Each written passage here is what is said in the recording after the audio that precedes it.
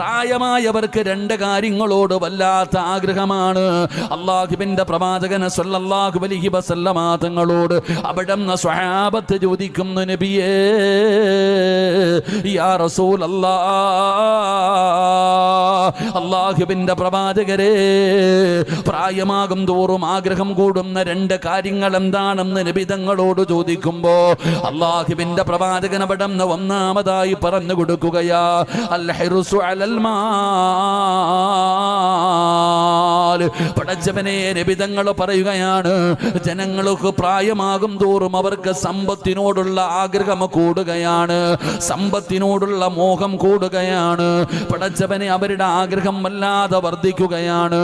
പ്രായം ചെന്ന പിതാവ് അലമാരിയുടെ താക്കോല് തന്റെ അരയിൽ കെട്ടിക്കൊണ്ട് നടക്കുന്ന ഉപ്പമാരെ നമുക്കറിയാമല്ലോ.